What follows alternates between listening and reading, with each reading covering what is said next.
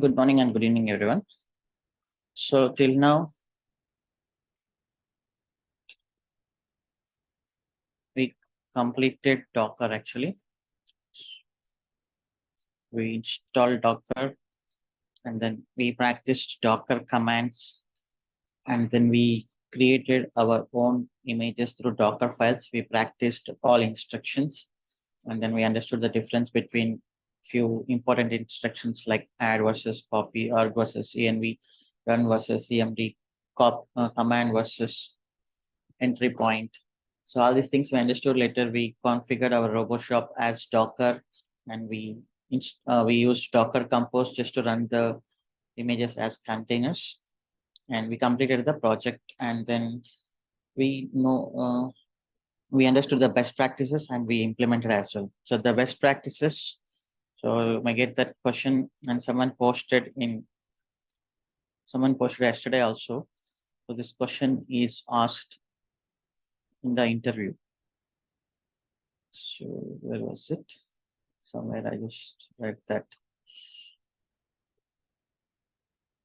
This is Kubernetes. This is Kubernetes types modules. Have you written Docker file in best practices? If yes, can you explain the keywords is used? Okay, so they asked what are the keywords is used and the best practices as well. So what are the best practices? Keep the image size low. Use official images. Use multi-stage builds. Don't run containers with root privilege, root access. And what else can you just write in the chat?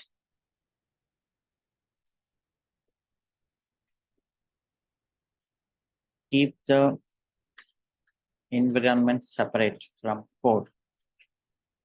And what else?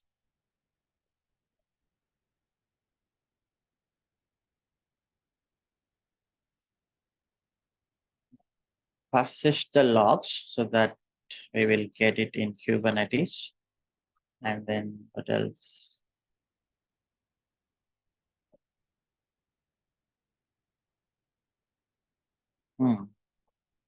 Maintain own network instead of default.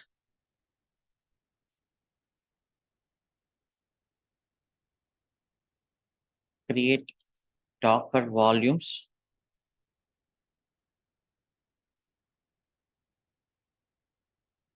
Okay, so these are the best practices. And the final thing I wanted to tell you today here is optimize layers. Okay.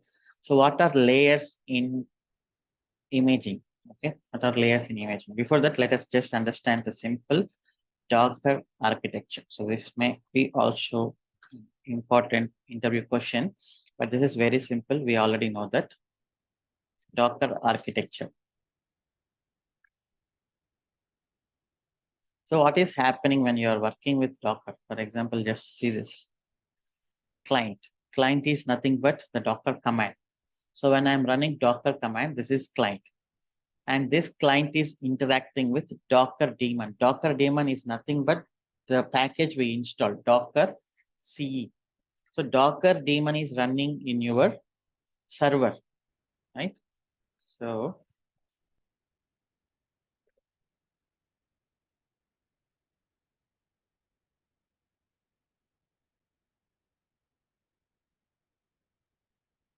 this is the Docker daemon. Whenever we run systemctl start Docker, so that is the Docker daemon. So the command you are giving Docker is Docker client. So when I'm running Docker something, so this client is interacting with Docker daemon.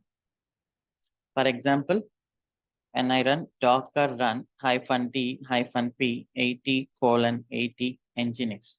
So what is happening?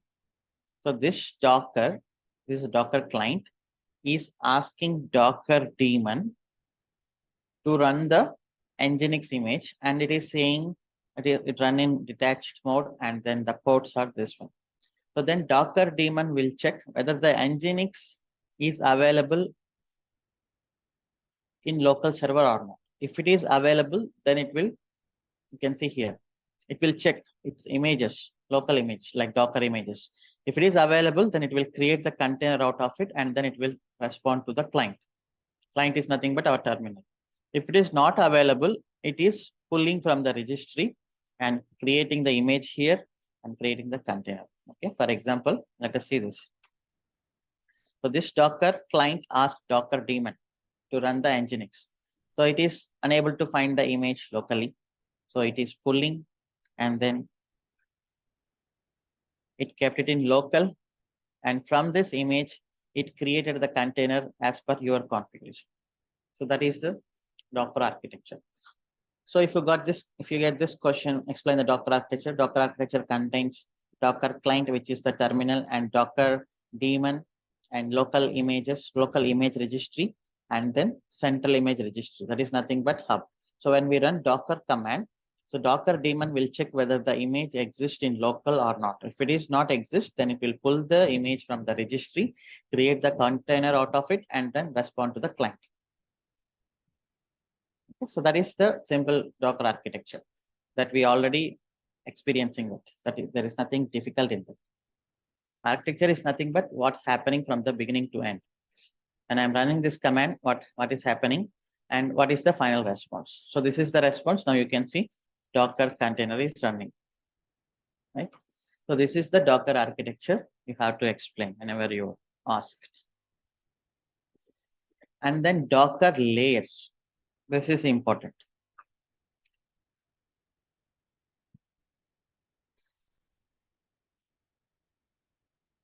Okay, so let me run few things. That is, here I will create something called layers. Docker file. Okay, so let me copy this.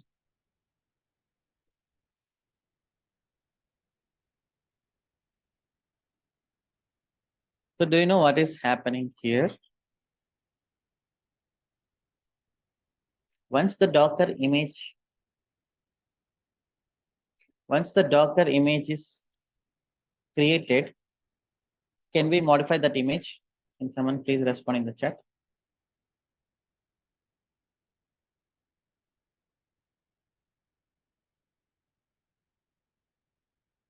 No, we cannot modify the image. So that is the advantage. Once Docker image is created, we can't modify the image. So Docker image is immutable. Okay. So Docker image is immutable. Cannot modify the image once it is created. So that is the trust we have on the Docker. Once you create the image, you can take that image into any environment and you can run it as your application. But here, while creation of the Docker image, so let me push this.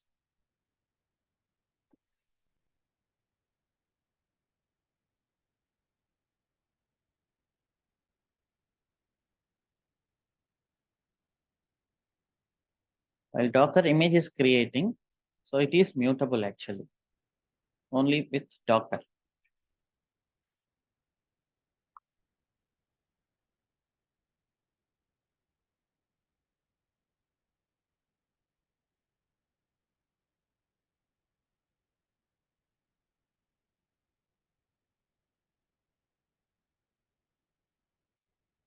So this is layer 1, this is layer 2, this is layer 3, and this is layer 4. So Docker follows the layering approach. Now we will see what will happen. Docker build -t, and then, for example, layer :v1 dot.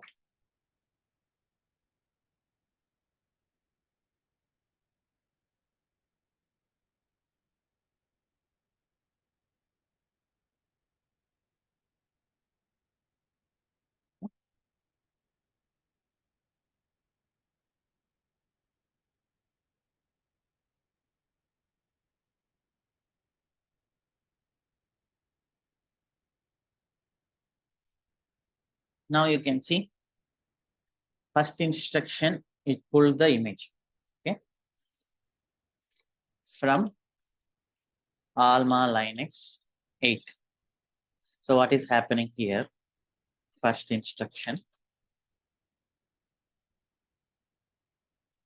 pulls image, and then it will create container. It will create container out of this image. Okay. So now layer 1 container is created. Okay. And then, so inside this container, Docker is installing this instruction. Okay.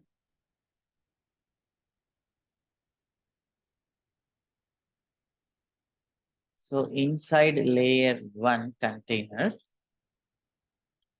Docker is running second instruction. Okay. Now layer 2 image is created.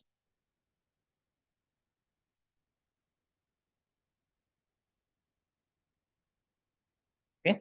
Once layer 2 image is created, to run layer 3, what is happening? Layer 2 container is created by Docker engine, for example. Or for example, layer 2 container is created by Docker engine, and on in layer 2 container,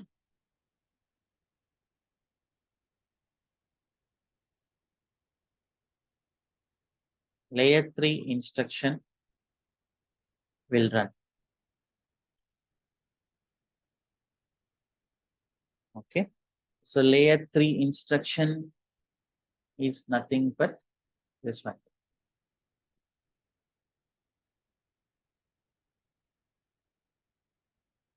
Okay.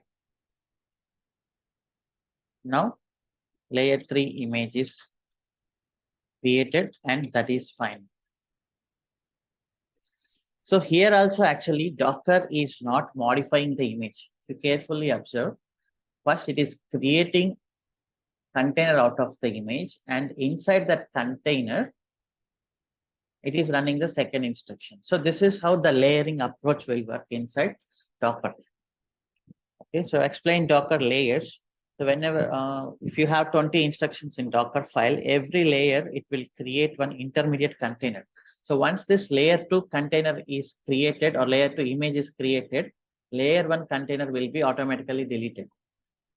Okay, so those are intermediate containers. So if you have 20 instructions inside Docker file, every instruction, it will create an image and intermediate container. On top of intermediate container, it will run the next instruction, create image out of it, and delete the previous container. So this is how the layers will happen inside Docker. Okay. So you can see. And these layers actually cache. So we will see what is that cache also. Yeah, here you can see.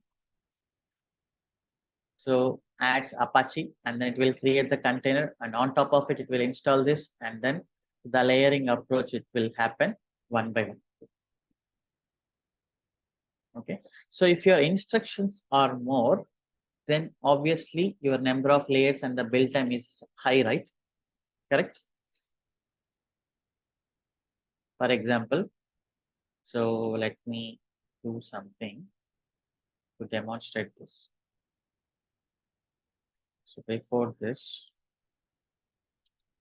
yum install git-y, for example, and then run yum install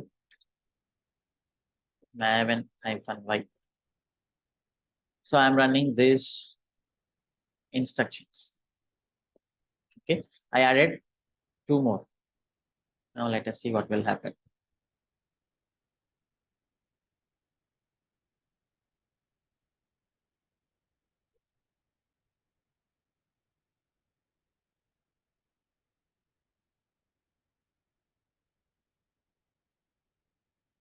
Now it went directly to the fourth layer. Why? Because these layers are already exist. No need to create again. You can see this already in cached. So Docker is following the layering approach. Whenever you build the image, it will create the layers and it will store those layers.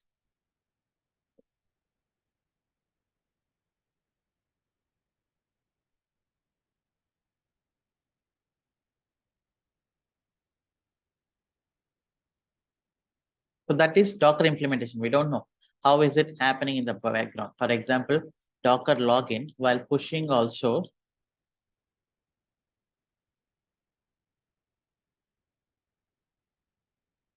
just to save the memory. Imagine there are crores of images inside the Docker hub. If Docker started creating the memory for each and every image separately, then obviously the storage is not sufficient. So that is why Docker is following the layering approach. It will store the layers instead of images. Now you will see that when I push Docker images, let me push this Docker tag layer :v1 join DevOps slash layer :v1 Docker push.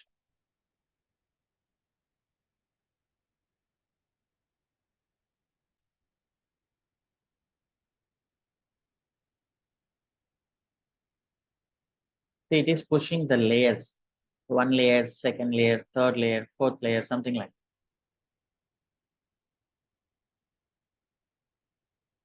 You can see this is mounted from library Alma Linux. So this layer is already exist.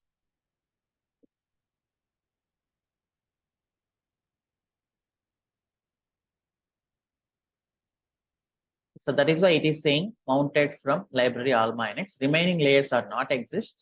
Now if you try to push again, the layer already exists, layer already exists, layer already exists, layer already exists, layer already exists. Now if I change something here, for example,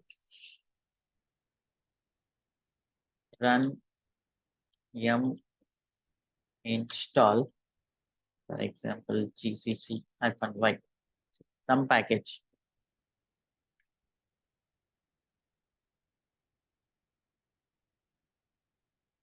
Now I will pull, I will build it.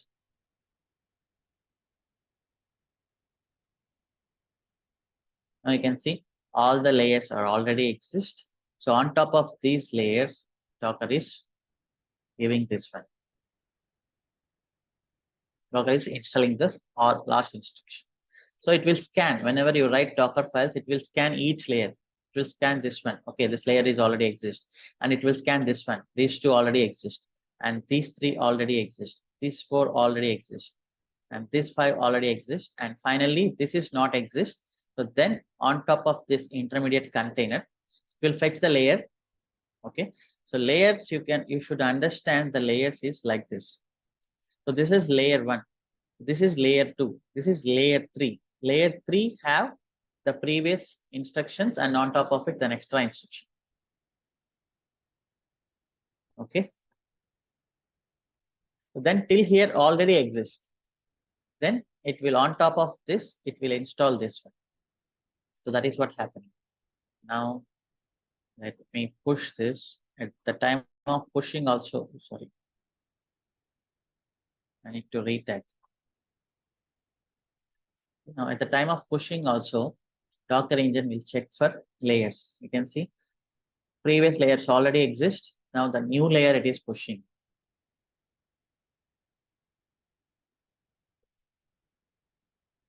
Okay. Now if you see Docker images, how much memory? 794 memory, 794 MB memory.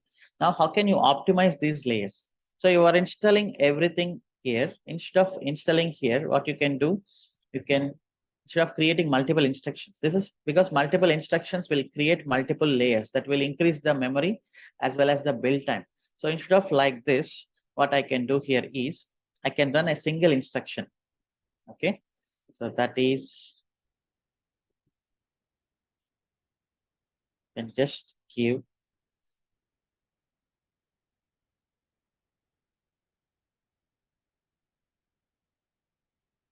like this.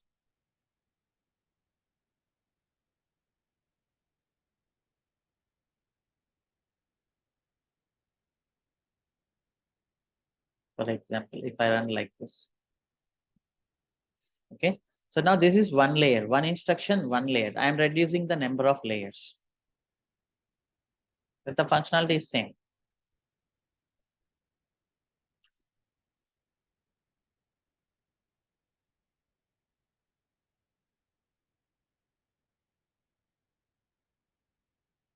Like layer v2.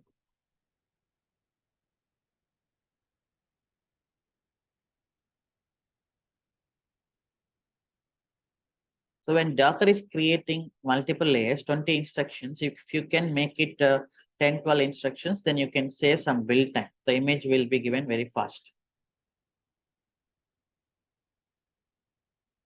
Oh, sorry, this is Maven. It's fine.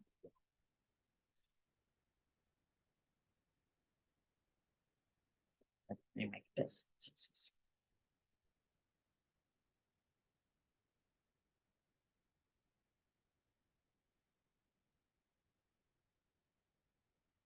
Let me run once again. Git pull.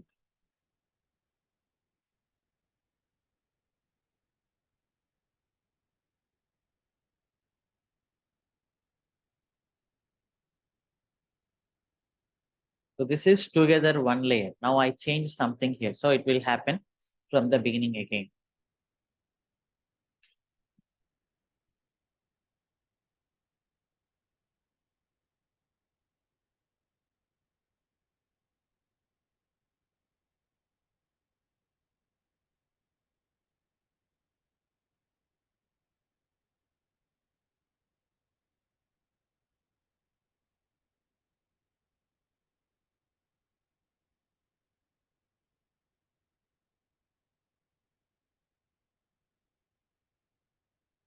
Okay.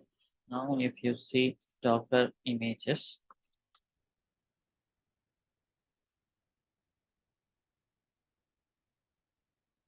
layer 1 and layer 2, you can see at least 40 MB is reduced because of optimizing the layers. So optimizing layers is also a very best practice. And then you just tell me one thing, the free where I have to keep the frequently changing instructions, at the last or at the beginning.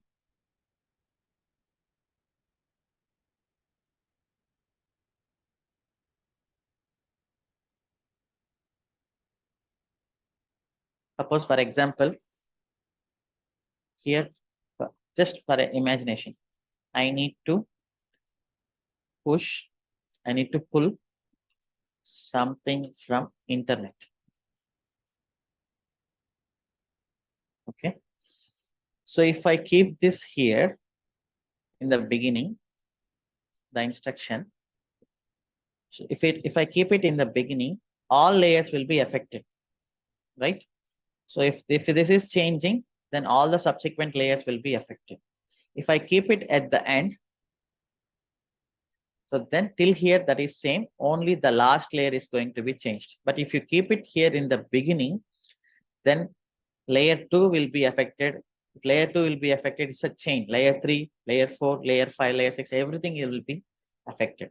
So you have to keep the frequently changing instructions at the end so that so this will be completely coming from cache. Right? Now, if I keep something, run echo hello world. Okay, I'm just running some instruction at the end. Now I'm pushing this. So till here already we have the layers exist. Now if you build this git pull, let us see what happens. So it is saying till here you have already available in cache, layers already exist. So I'm just running the fifth instruction. So that is very simple. Now the same instruction, if I keep it in the beginning, let us see what will happen. Now layer 2 is changed. If layer 2 is changed, then layer 3, everything will be changed automatically.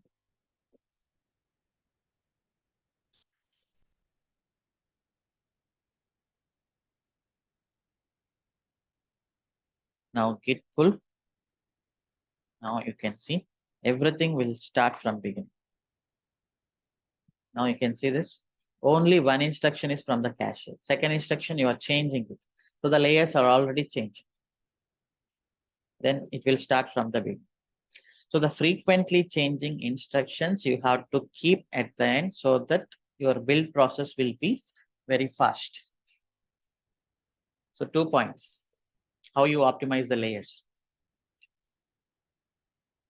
Club multiple instructions into one. For example, multiple run into one. Okay.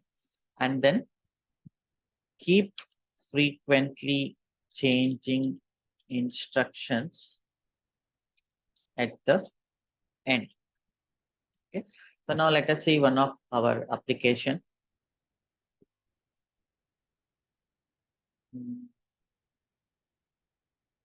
RoboShop Docker. Let me take the cart. So what is frequently changing instruction here? These two. Obviously, our developer is keep on changing the server.js and package.js so that npm install also will be changed. So already we kept this at the end. So already we optimized the layers. Now you can see here also I optimized. Add group is one command and add user is another command. I just mixed it both. Okay. And then here you can reduce, you can just keep server.js here so that you can save one layer. Okay.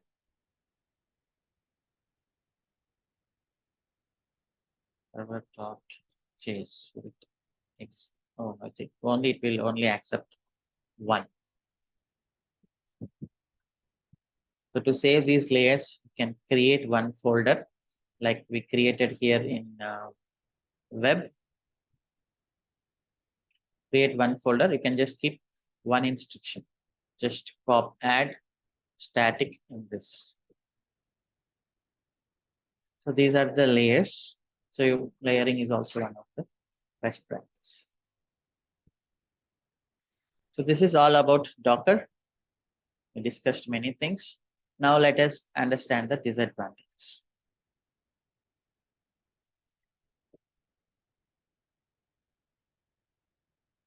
What happens if Docker server is crashed?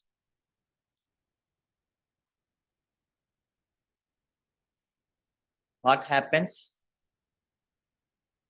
if you suddenly get more traffic?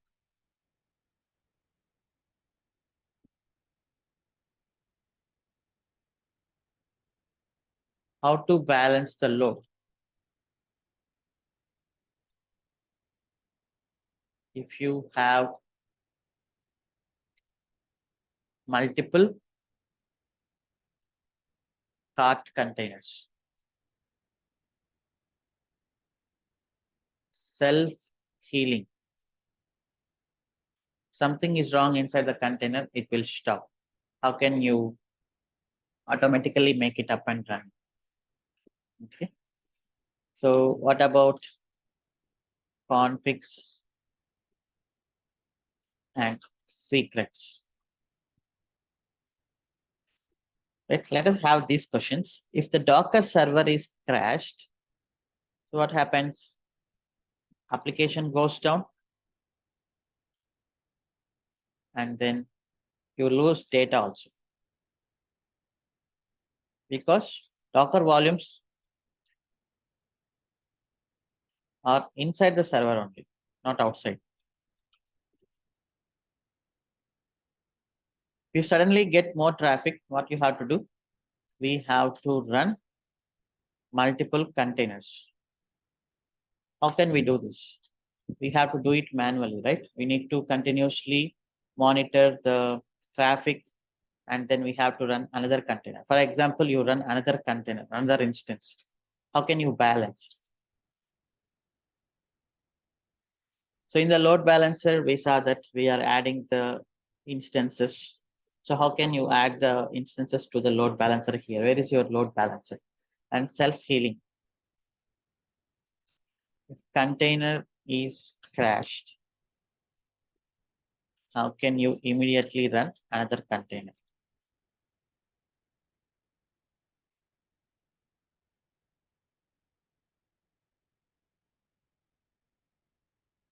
So like we have SSM parameters stored. We kept the configuration outside of the EC2 server so that EC2 is fetching.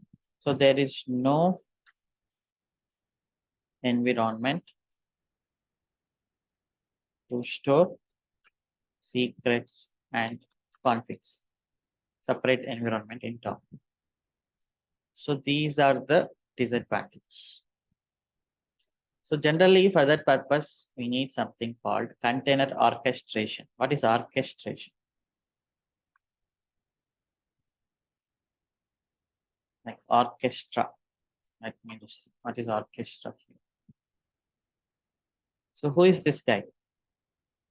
So there are like thousands of persons sitting here.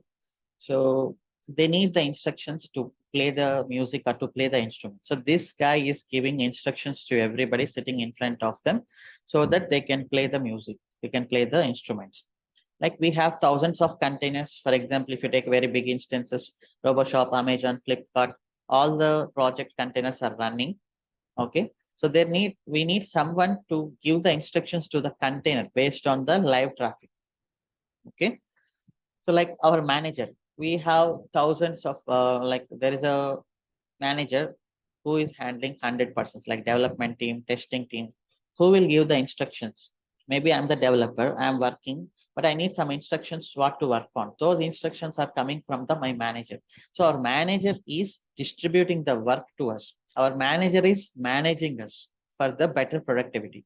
So if your containers are also running, so you need some orchestration tool to monitor the containers and to give instructions to the containers at runtime based on the live traffic. So that is nothing but container orchestration.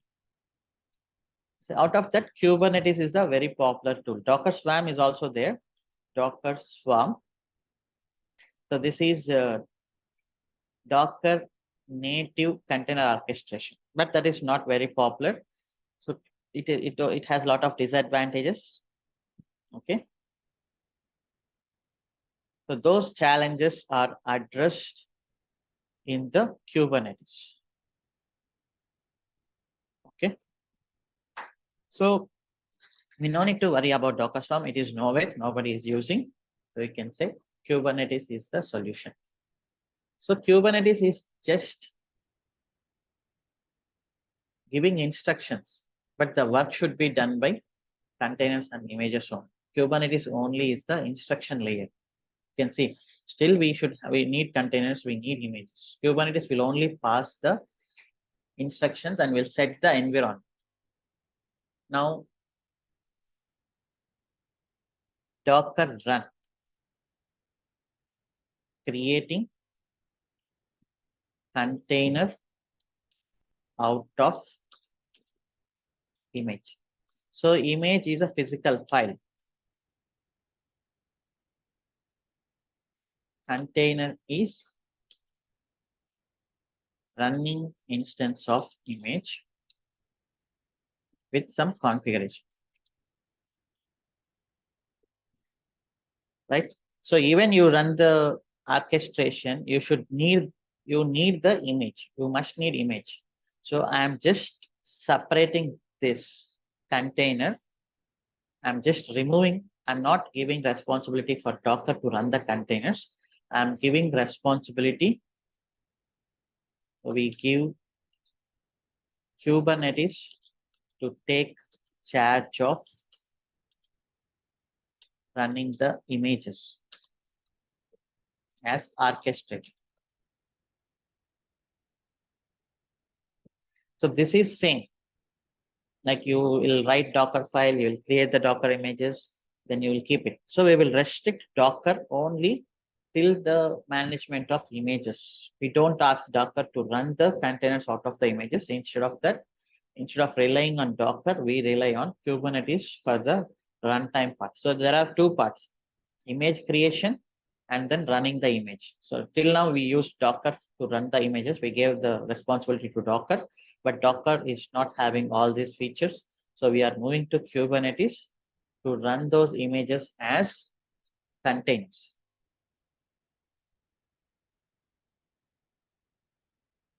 Okay. So any doubts still here? You can raise your hand.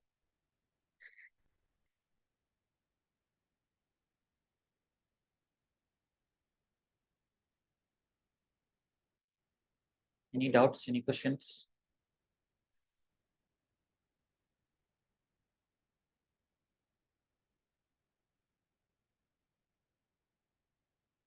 The Docker containers was originally not designed for the scalable environment. Okay, so they originally concentrated on images, and then they came up with Docker Swarm, but that is clearly also not scalable to the current environment. So we are going to have Kubernetes, and in Kubernetes we can see better networking also. Better networking. The advantages of Kubernetes over Docker Swarm is, I get this question. But these guys, they are just simply asking the question for internet purpose from the internet. Interviews, they will see the questions from internet and they will ask some dummy questions like this. Because we are not even using Docker Swarm, how can we tell Docker Swarm versus Kubernetes?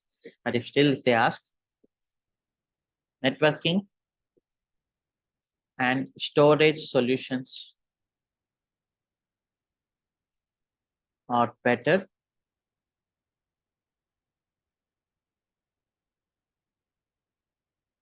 in Kubernetes. You can refer as K8. Okay.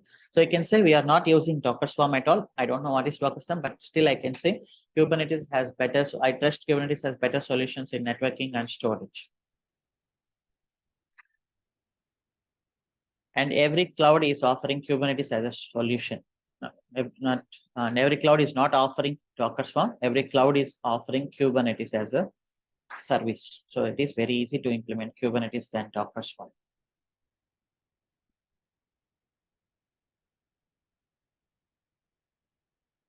Okay. Yes, Santosh Avula. Yeah, hi Shiva. Good morning. Good morning. Yeah, Shiva, how to mapping the DNS address to in a Docker? How to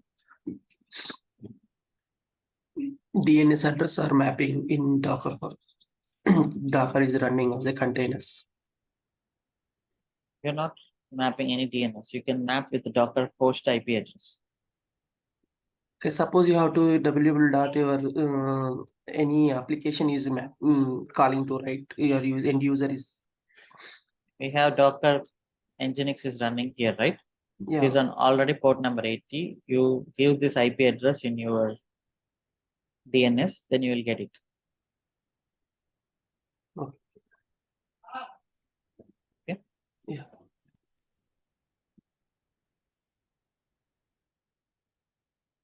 So now let us install Kubernetes.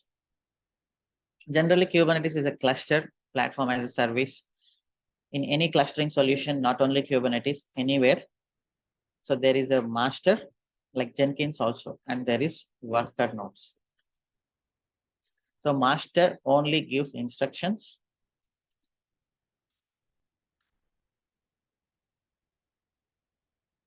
Workers, they will do the work. Right?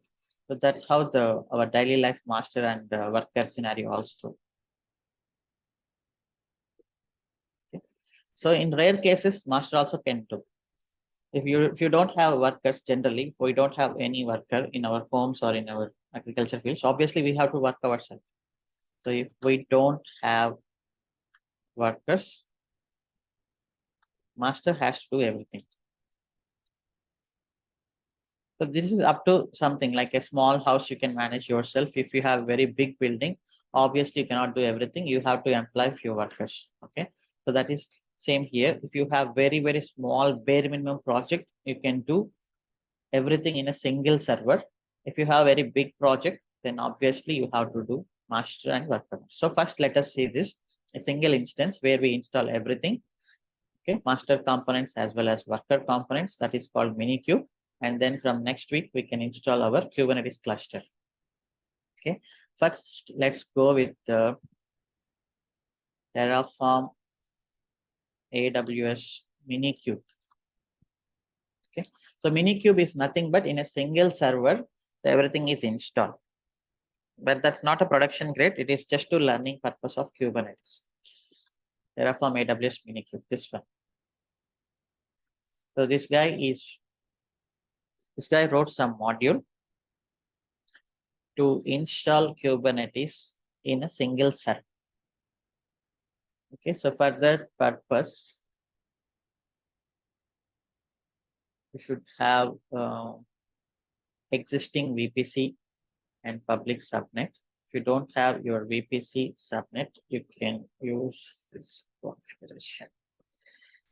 Okay, so the condition here, he needs subnet ID and he needs the image ID also. He's using CentOS 7.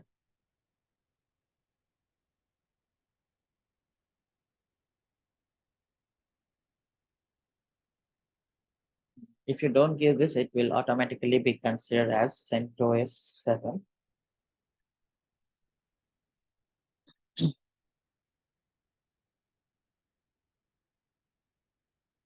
So anyhow, let us create our Terraform AWS minikube.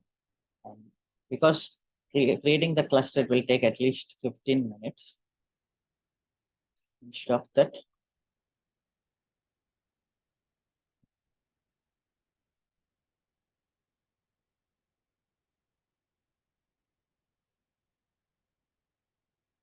just writing Terraform AWS minikube. Okay, so we should need some provider.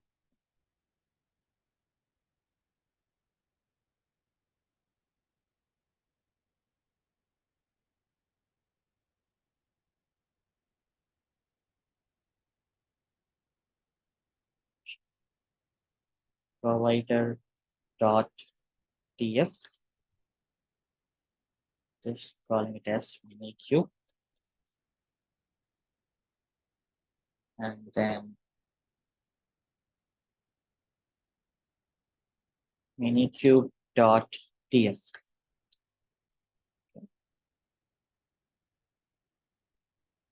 Just copying this. So you should have some AWS region is US East 1, and just keeping your name as RoboShop. T3.medium. Let us use T3, the latest generation. And you need some public key. So it is expecting some public key. So let me create some public key here. Public and private key. Okay.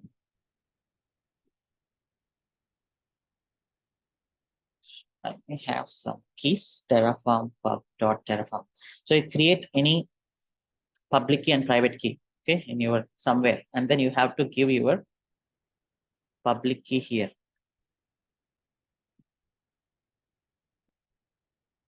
So by default, Terraform dot pub.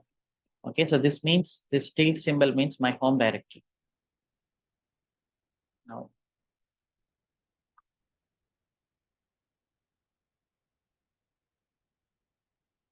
okay, so this is my home directory already. So I have terraform.pub. So just to want to, you may be wherever. So you may be somewhere in your git bash, but if you just enter cd, you will be by default taken to the home directory. This is your home directory. Okay. So this tilt means home directory.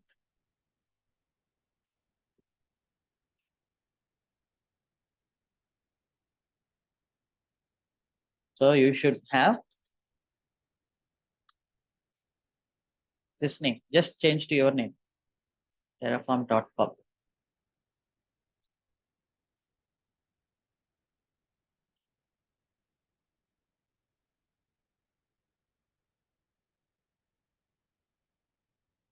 Thank you. So you can keep anything. The name is your wish.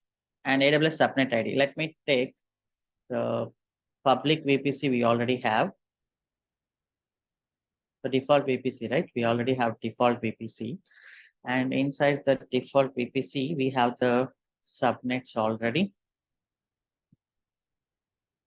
So let me take one subnet. Usually agent one. Let me take this one. You can take anything, and you have to just check it is connected to the internet gateway. Okay, I'm just taking this subnet ID, public subnet.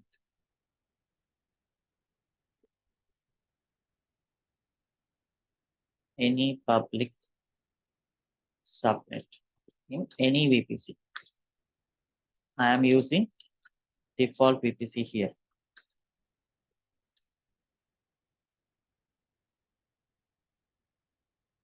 Okay. And AMI ID I'm not giving because he will consider by default CentOS. Hosted zone, you can give your domain. So that is join DevOps.online here. So you can give your own. And then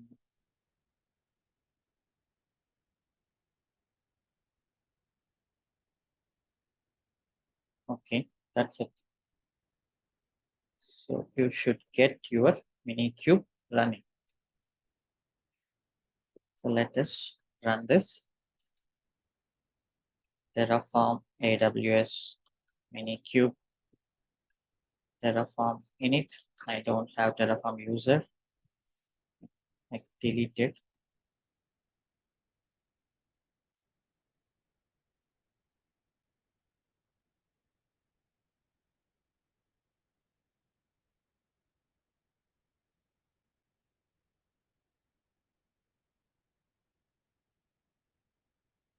So generally, frequently delete your users and create new users. Okay. Terraform.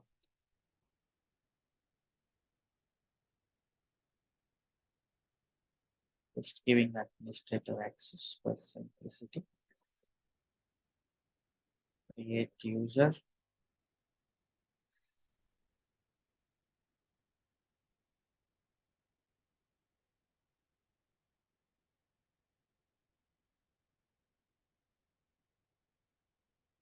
Okay, just stopping the screen for a minute until I configure this AWS configure in my laptop.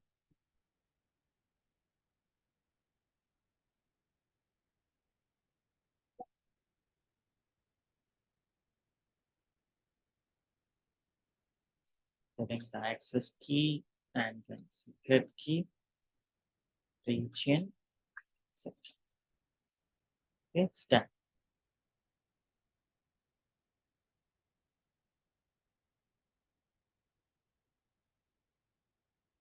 Terraform init.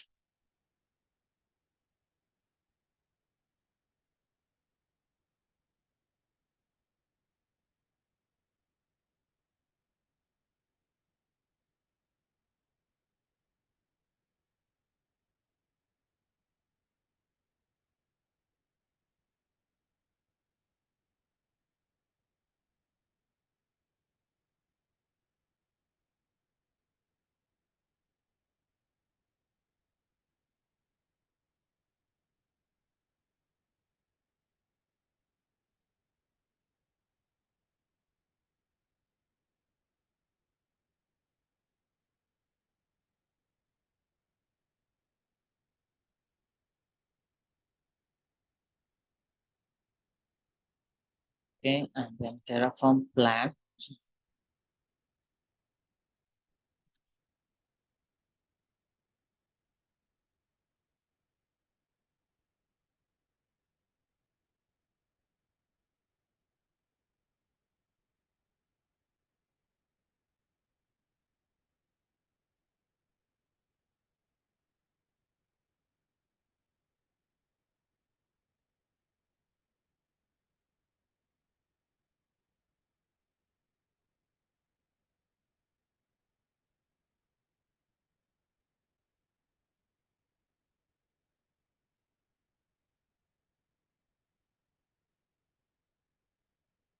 Terraform apply R2.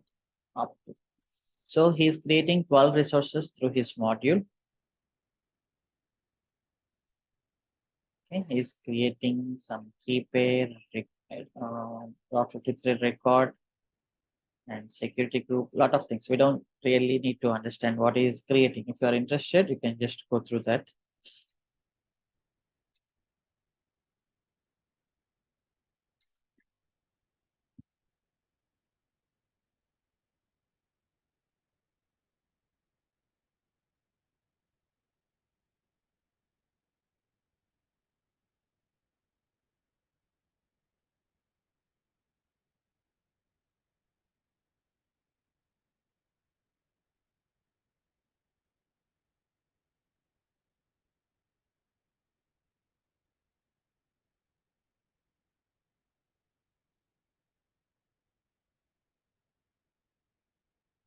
Okay, so this will launch an instance, and inside that, it will happen.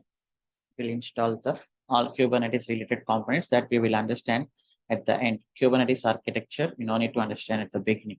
Like we just understood Docker architecture, that was very simple. Once you practice that, then you can understand the architecture.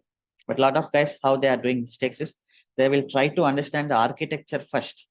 But without knowing anything, how can you understand the architecture? So let's practice Kubernetes resources. What is Kubernetes? How can you configure? And finally, once you get the knowledge, then you can understand Kubernetes architecture better.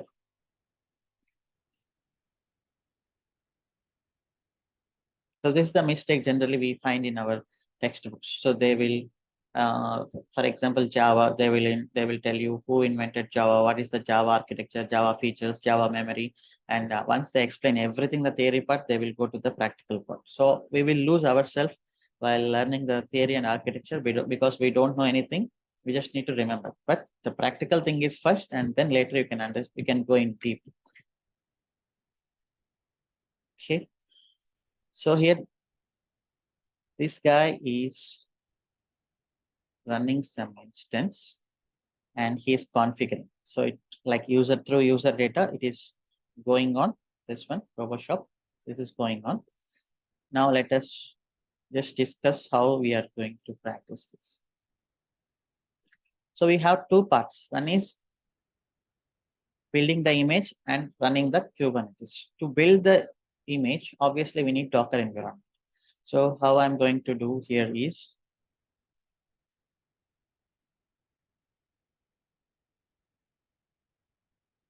so this is our laptop.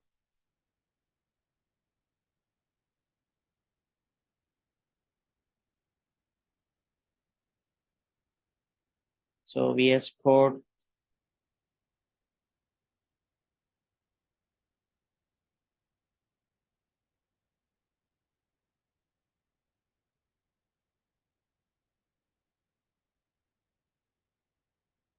VS Code, we will keep it as an IDE.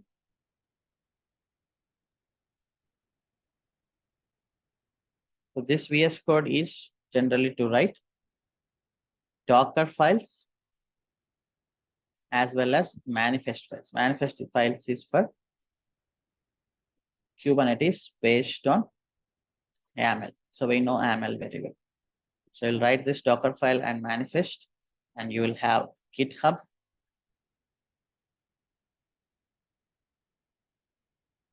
So you push to GitHub, and then you will have one workstation like Docker. Docker workstation.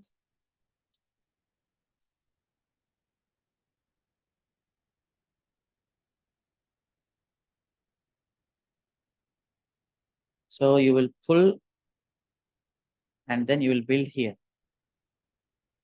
Build images.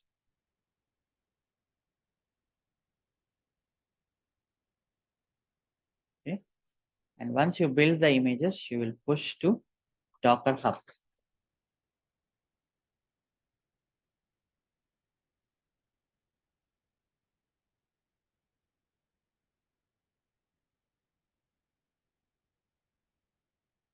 You push to Docker Hub.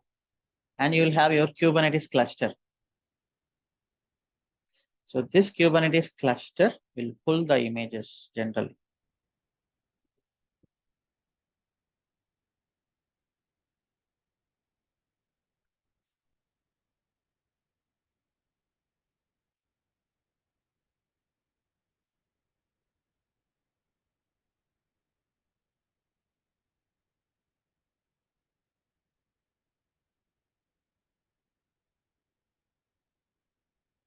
Build images and then pull manifest files.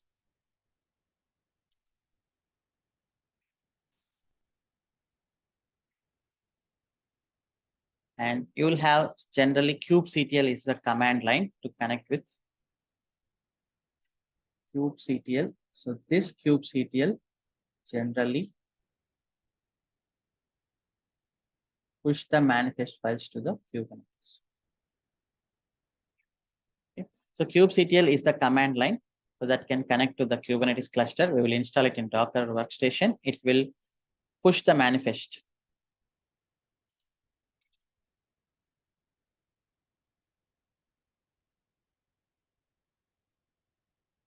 Okay. And K8 cluster will pull the images from Docker Hub and it will run the, generally we call them as pods. So this is what we are going to do. Okay. In our laptop, we will write Docker files, manifest files, we'll push to GitHub, and then we will pull in Docker workstation where we will build the image, push to the Docker Hub, and then we will pull manifest files. And from here, we have kubectl command installed. So kubectl will push the manifest. So this workflow, let us see that. So I have this. Now this is key based, not our CentOS 8 practice. This has the key. Let me take the putty. Just saving the session as mini cube. Okay. And connection username is CentOS and authentication. I need to select terraform.pem, but generally you should export as terraform.ppk.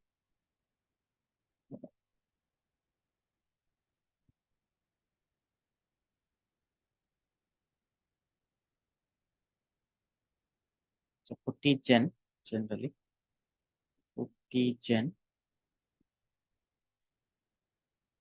So this will convert the PEM file into PPK, putty private key. So that is terraform.pem will and then terraform. Okay, save. So now I'm browsing that terraform.ppk and I have given the CentOS, the session name, then save it. Now loading. You have to give your IP address. Load, give IP address and then open.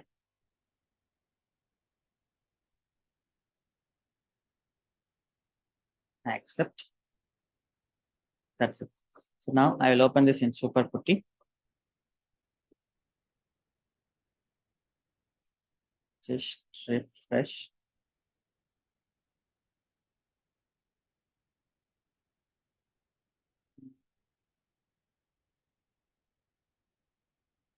Importing it.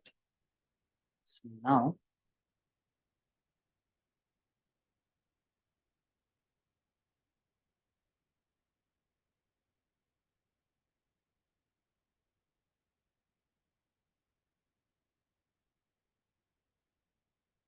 it's not reflected. Let me close and come back. Super Putty. Now I have my mini cube. Just give this Photoshop.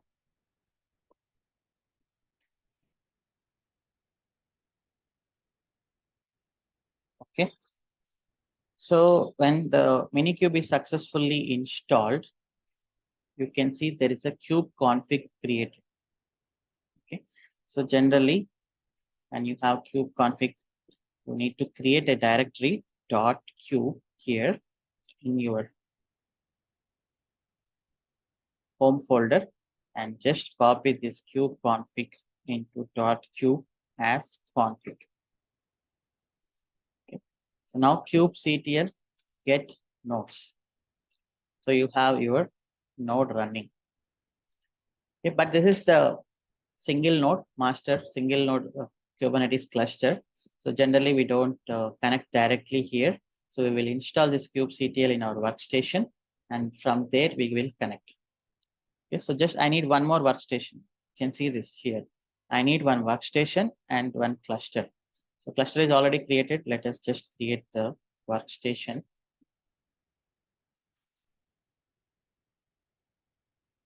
Maybe for 1 or 2 sessions only, I will use this. Okay.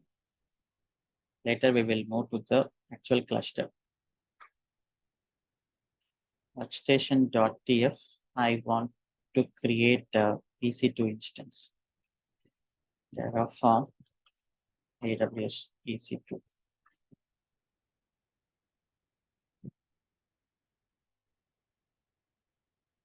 Take any module.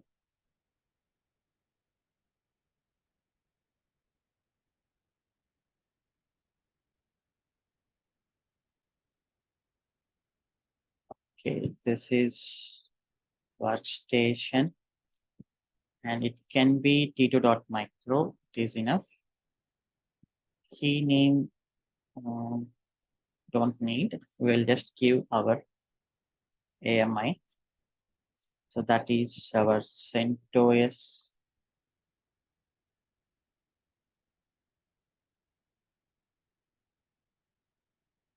AMI ID.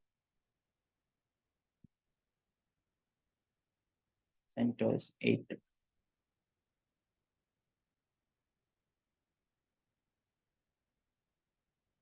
This is CentOS DevOps practice.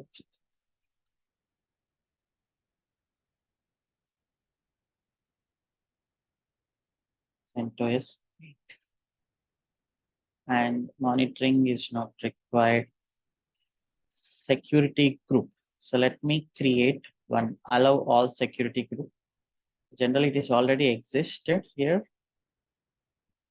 Allow all is already exist, right? So let me create anyhow another one. Terraform AWS security group.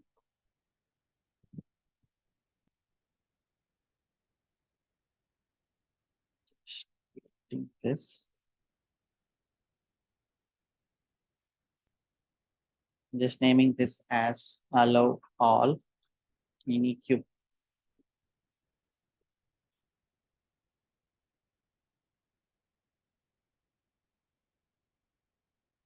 Allow all traffic for mini cube. Okay, so VPC is our default VPC. I'll just get this.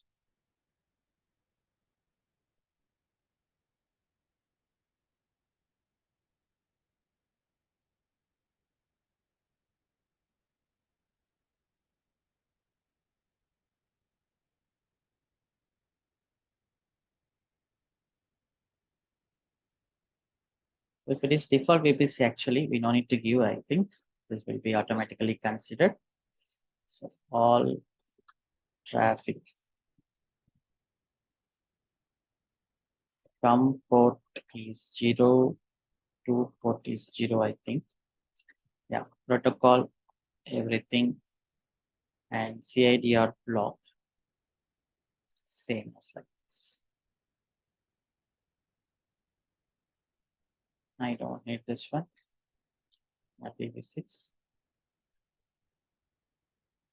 Okay, I'm just creating one allow all traffic for mini queue, and I'll consider this one here. AWS security group dot allow TLS dot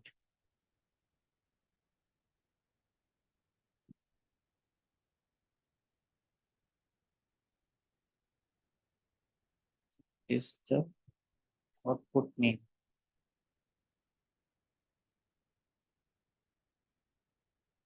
ID. Subnet is again this one.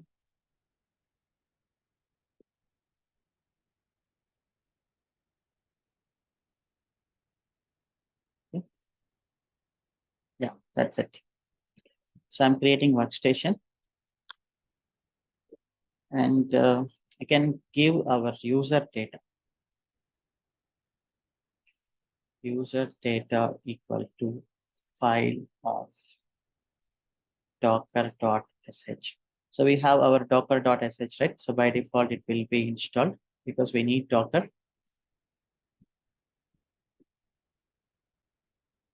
So this one, just giving docker.sh. It will get the Docker installed automatically. Yeah, that's it. Now let us run Terraform plan.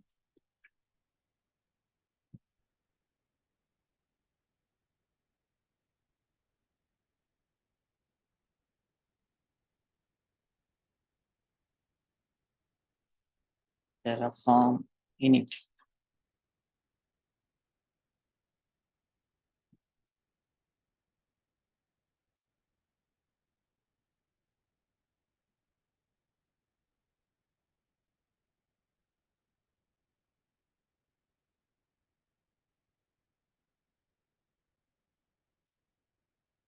Terraform plan.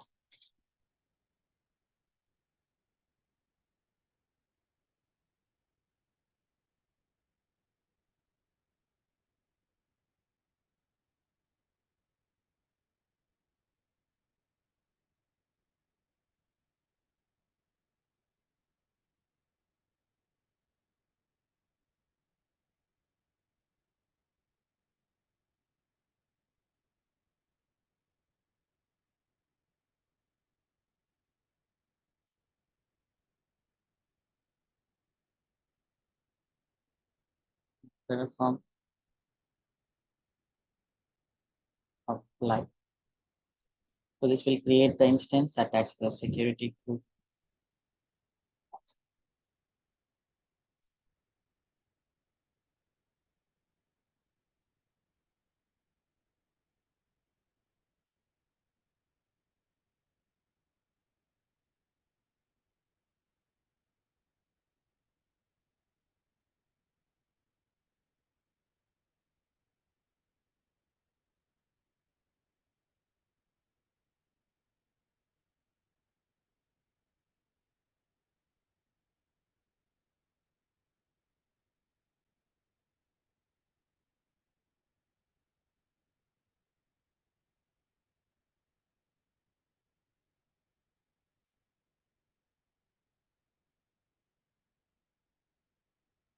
Okay, instance is getting created.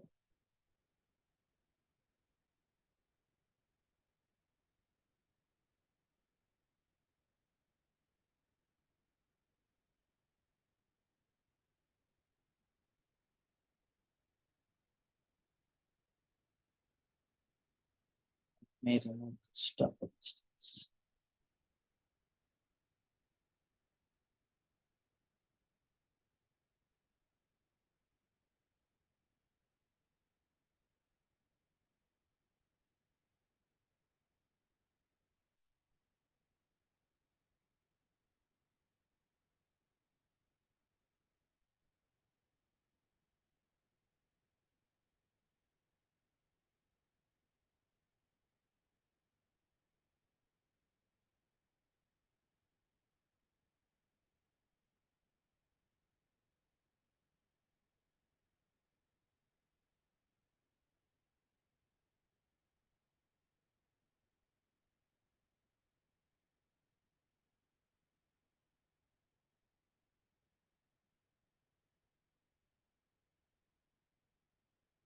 The Docker is still getting installed.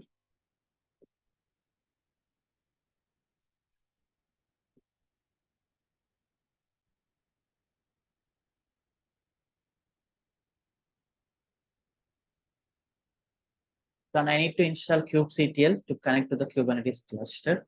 So that is install kubectl on CentOS 8.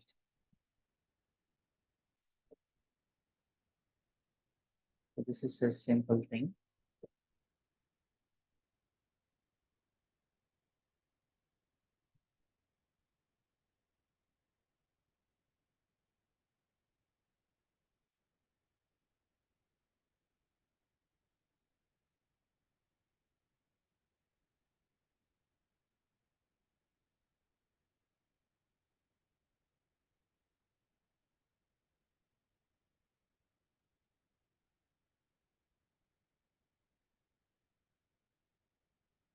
Let the Docker install.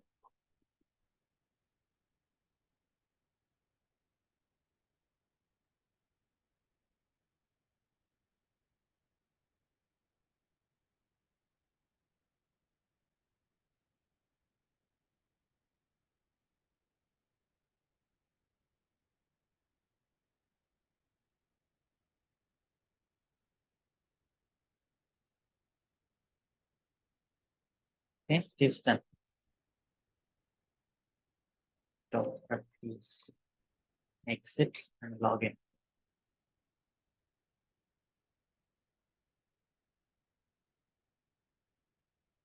Docker PS.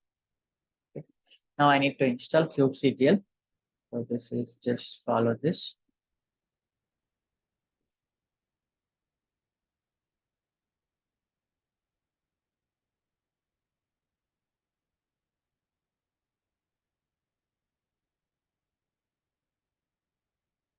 Kubectl is installed already. Okay. So installation is very simple. I'll just make it as part of Docker script. So now I want this kube config. So this is the authentication information actually kube config.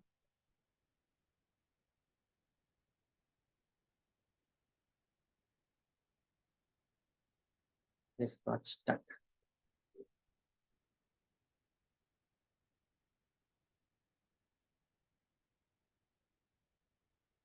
Okay, so this is the configuration information generally to connect to our cluster. So this is the full authentication information. So you need this generally. You can see here you have all the details available. Your record and then your cluster certificate, everything. So this is the authentication information generally. So you need this anywhere to connect to the Kubernetes cluster. Now what I do here, make directory .kube and then cd.kube vim config. Why I'm creating like this? Because kubectl by default will read from this directory. It expects .kube and inside that config file. Okay, kubectl get nodes.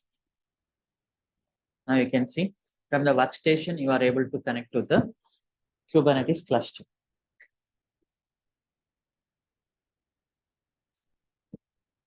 Okay, that's it. So I'll just write one or two resources and then we'll end up today's session. So everything is called resource in Kubernetes. So I'm going to write K8 resources.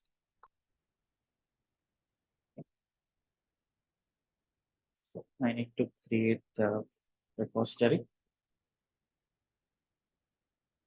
K8 resources public. So as I said, we'll be writing manifest, Kubernetes manifest files, uploading to the GitHub, pulling from to the workstation, and from here we can push. So basically manifest files you can push from anywhere. You can push from your laptop also. Okay. But at least we need Docker workstation to build the image. So K8 resources, K8 resources, and then git init, git remote add origin. This one. Git add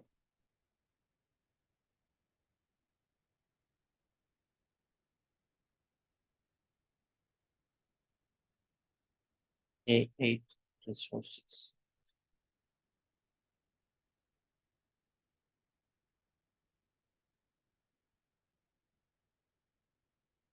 Okay.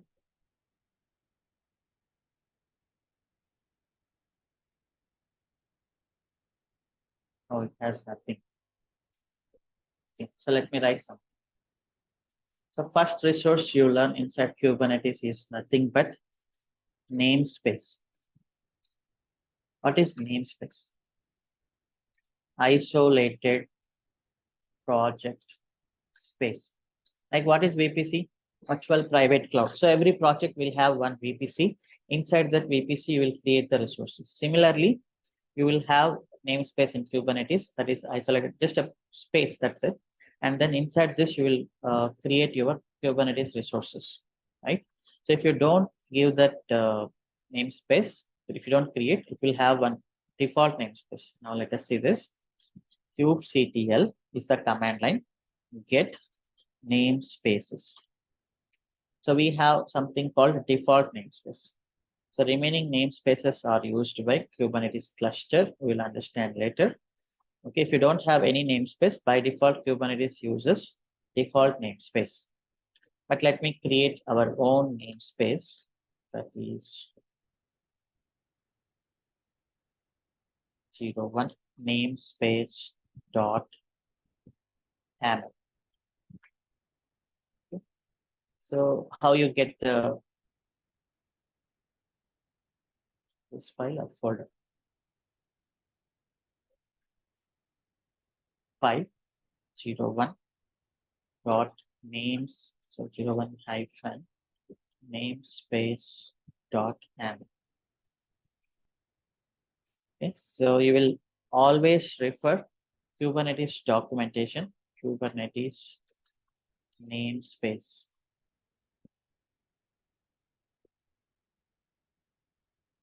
Okay, you can see isolation of your project resources within the cluster.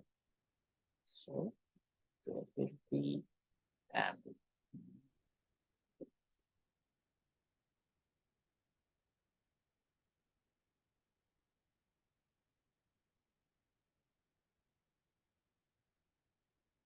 this is there.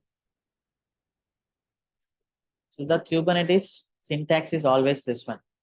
What is the API version? Mostly it is V1 and it may have something else. Kind and metadata, the information, and this is Photoshop, for example.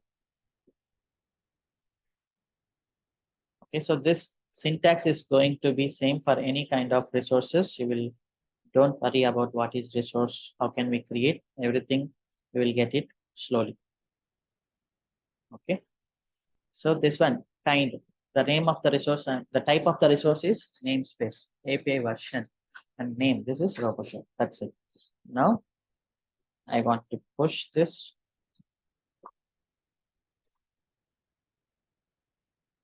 and I am pulling here inside my workstation. Git clone cdk resources. How can you apply the resources? kubectl create -f file name, which file you want to apply, namespace .aml. So now kubectl command will connect to the cluster and it will create the namespace. You can see namespace got created.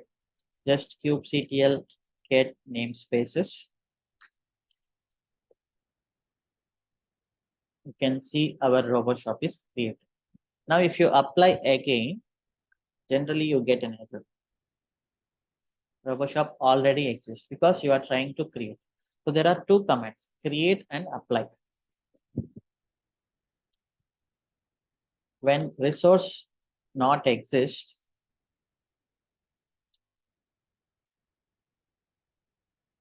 you can use this. If resource exists, you will get error. But there is apply. So when resource not exist, it will create. If exist, it will just update. Update or does nothing. So it is always safe to use apply instead of create. So now going forward, I will use kubectl apply -f file name.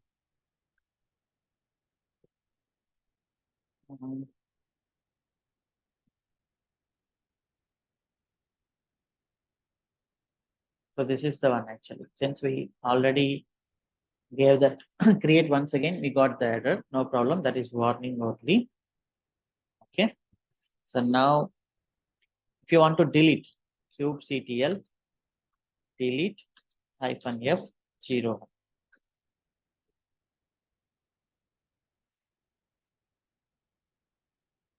Okay, namespace is deleted. Just two commands. Kubectl apply -f, which file you want to apply. Kubectl delete, which file you want to delete.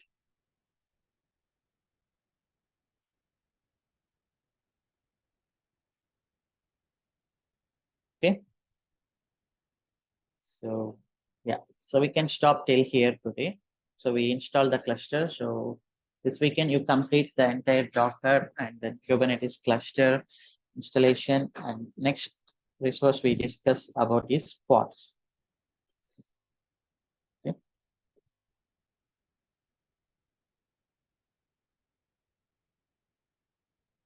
So this AML is going to be the same. There is now nothing to worry. We already know about AML very well, and we can easily copy the content from Kubernetes documentation and then we can create it. Okay. So I'll push this Terraform AWS Minikube also. Just while creating, you replace with your own subnets, okay? And then replace with your domain.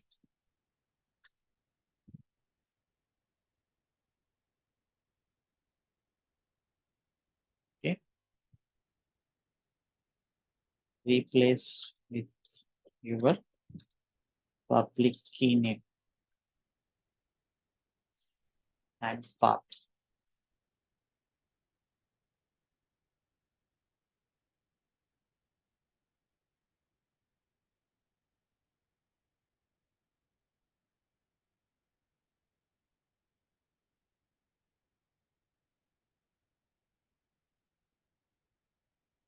Okay. So any questions?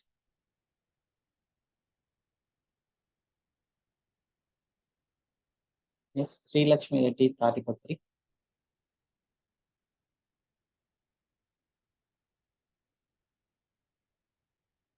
You can speak. Sorry, sir, by mistake I have missed. Oh, okay. Sai Arun Yadav. Yeah, sorry, sir. It has happened by mistake. Yeah, it's okay. Mr.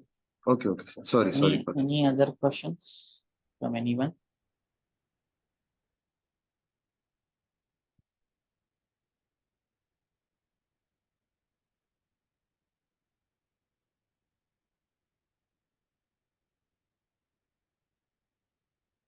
Manohar Reddy, Good morning, Shiva. good morning. Shiva, in manifesto file, you mentioned the first line app version. Okay. So, could you explain that what exactly it is? So there are here in Kubernetes resources, they are categorized. A few resources, they are in app/v1 and few resources, they are in different versions, just categorizing of it.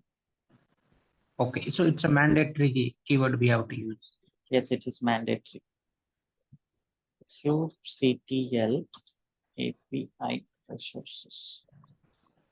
Now you can see there are a lot of resources and they are categorized. Mostly they are in v1 or apps:v1 and few resources they are in different. Oh, okay. Okay, so storages, it is in some resources are related to storage, so they are here. So this keyword we have to use. Yes, just it is the keyword.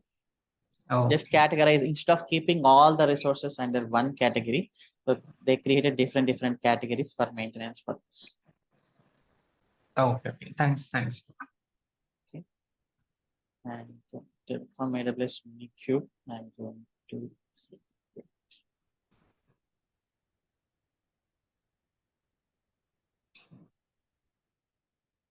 .qt now is important.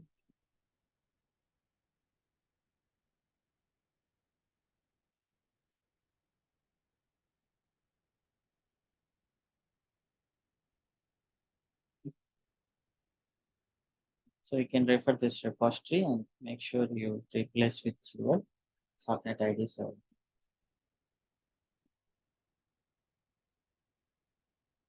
There is one question in the chat, Docker container lifecycle. There is no Docker container lifecycle at all. It's a stupid question.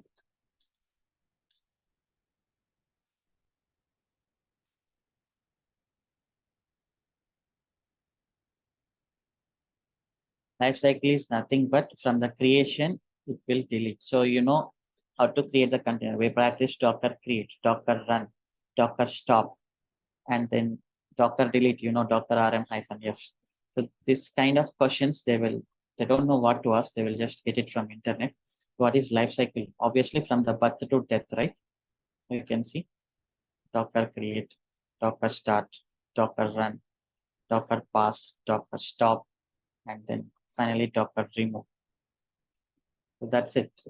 So when you find these kind of questions, you can just simply search in internet. There is you don't need to wait for me to explain everything. So obviously I cannot spoon feed everything to you guys. So you have to just practice the Google search also sometimes. Okay. Yeah, that's all from my side. No questions, we can end the session. Have a nice weekend. See you on Monday.